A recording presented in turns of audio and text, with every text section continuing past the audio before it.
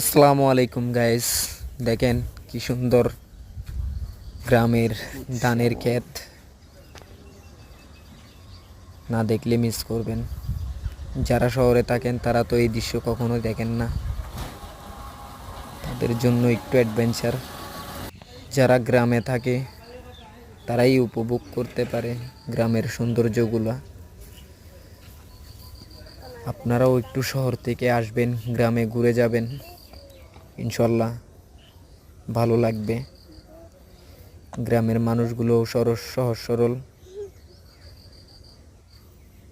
আর আমার এই ছোট্ট চ্যানেলটিকে সাবস্ক্রাইব করে আমার পাশে থাকার জন্য বেল আইকনটি অন করে দিবেন সবাই।